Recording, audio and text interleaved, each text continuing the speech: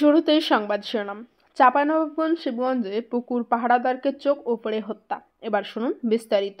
চাঁপাইনবাবগঞ্জের শিবগঞ্জে তোজাম্মেল হক তজু নামে এক পুকুর পাহারাদার চোখ উপড়ে ফেলার পর হত্যা করা হয়েছে বলে অভিযোগ উঠেছে।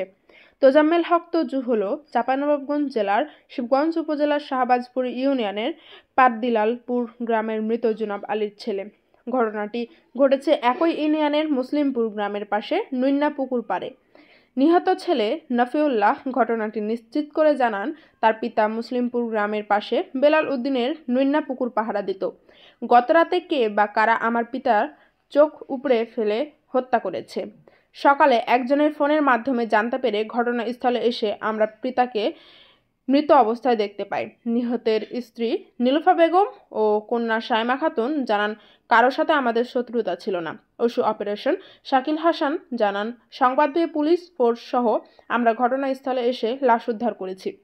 ঘটনাস্থলে শিবগঞ্জ থানার অফিসার ইনচার্জ গোলাম কিবরিয়া ও চাঁপাইনবাবগঞ্জ পুলিশ সুপার গৌতম কুমার বিশ্বাস উপস্থিত ছিলেন।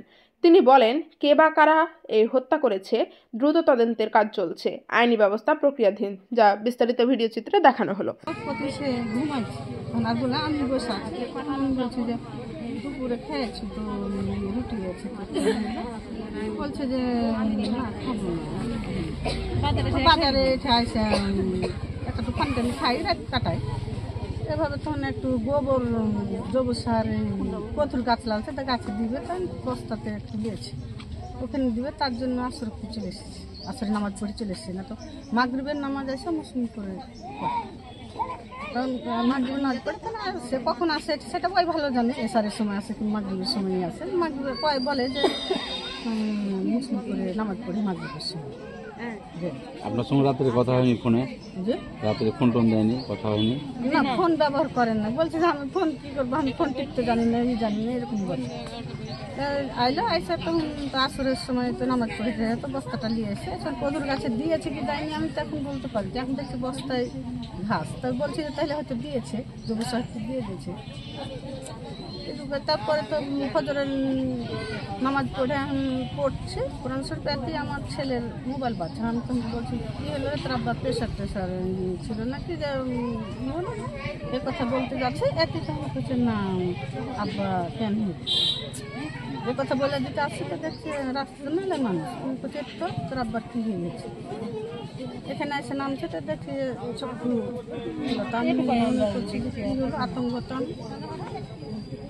দেখছে। আমাকে কেউ হাত দিয়ে লাগবে যে সরকারের লোক দেখছে করবে, কোনটা করছে না। আমার সবাই আমার নাফিউল্লাহ, আমার বাড়ি পাটদিলালপুর পূর্বপাড়া। আমার বাবা এখানে যে পুকুর যোগাযোগ আপনার রাত্রে আসতো, সকালবেলা আমাদের বাসা চলে যেত, প্রতিদিন হবে আসতো। আজকে হঠাৎ করে শুনতেছি সকালবেলা যে আমার আব্বুকে এটা আপনার চোখ তুলে মেরে ফেলেছে। কারা মেরে ফেলেছে বলতে পারছি না, আল্লাহ ভালো জানে।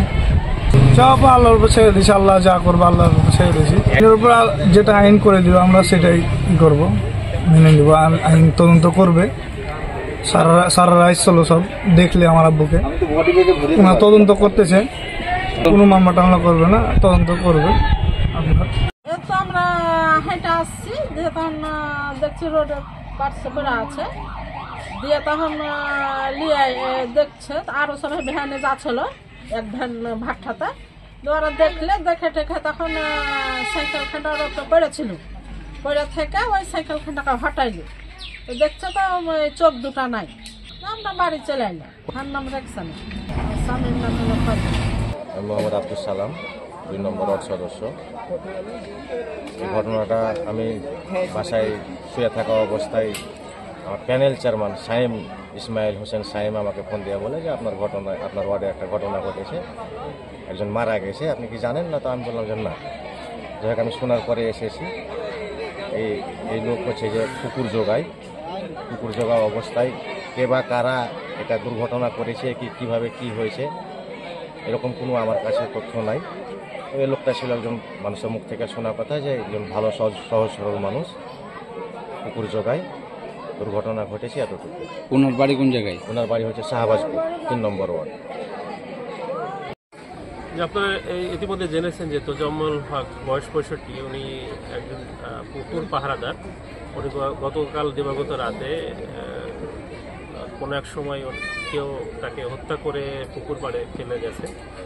আমরা ঘটনার সংবাদ জানতে পেরে তাৎক্ষণিক থানা পুলিশ সহ আমরা যারা ঊর্ধ্বতন পুলিশ কর্মকর্তা রয়েছি চাঁপাইনবাবগঞ্জ জেলায়, আমরা সবাই এখানে উপস্থিত হয়েছি এবং এই ঘটনাটাকে সর্বোচ্চ গুরুত্ব দিয়ে এই ঘটনার সাথে যারা জড়িত সেটা আমরা দ্রুতই আইডেন্টিফাই করব বলে আমরা আশা রাখছি এবং অপরাধী যেই হোক তাকে আইনের আওতায়।